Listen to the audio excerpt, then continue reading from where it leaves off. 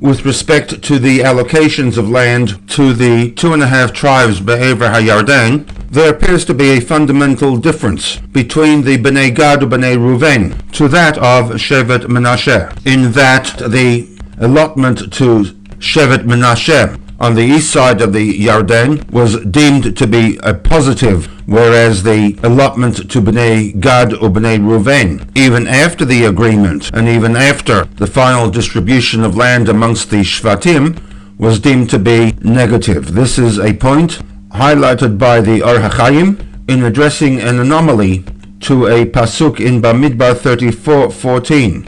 Bamidbar 32 related to the request of the Bnei Gad or Bnei Reuven to settle on the east side of the Yarden.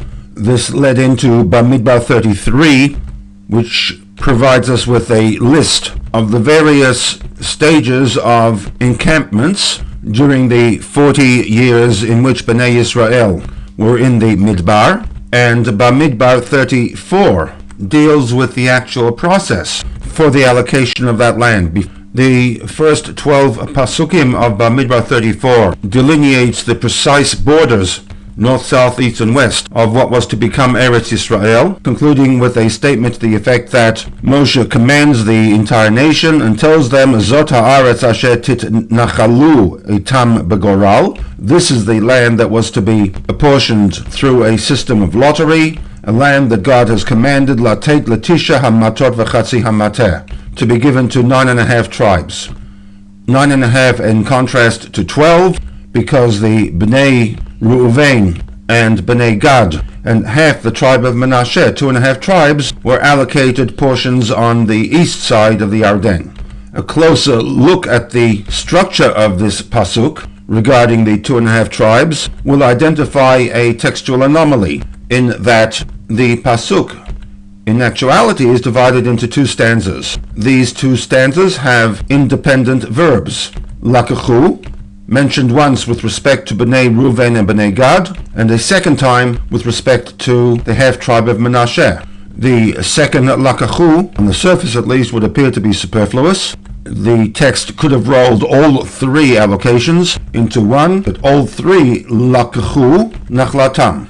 This textual anomaly, the superfluous lakachu, is addressed by the Or HaChaim, one of the major parshanim, who, as a general rule, introduces Kabbalistic concepts in explaining the textual anomalies of the Chumash. The Or HaChaim suggests that the inclusion of a second verb, lakachu, points to the possibility that the pasuk can be divided into 2 stanzas. Stanza 1 dealing with the Bnei Reuven and Bnei Gad, and stanza 2 dealing with the allocation to half the tribe of Menashe.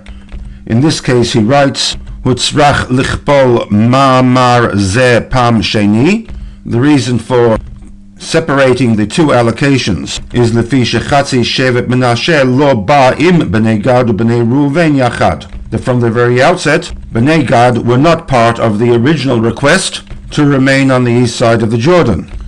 Ulazeh yichad lo lekicha bifnei atzmo, and for this reason the pasuk separates the allocation of Shevet Menashe. Ukefi zeh, accordingly, ma'ama lakachu nachlatam, the statement that they took their rightful inheritance, Chozeh lechazi Shevet Menashe, applies specifically to Shevet Menashe, and by implication the allocation to Bnei Reuven and Bnei Gad was something that was given to them but not part of an inheritance. Ulazeh hifsika katuv b'maymer lebeit avotam ben shnei hamatot lechatzi Shevet Menashe, and for this reason there is a division, a separation, reflected in the pasuk between that was given to Bnei Reuven and the half-tribe of Menashe. The difference between the 2 allocations suggests that, and reinforces the view that Bnei Gad and Reuven took, it was a negative, whereas Shevet Menashe was given, it was a positive,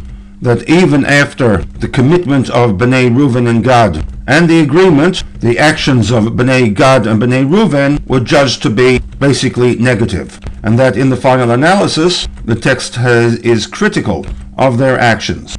This assessment of Bnei Gad and Bnei Reuven's actions impacted upon their political well-being as is amplified in Rashi's commentary to a pasuk in Mishlei, referenced in footnote 24 to this SICHAH.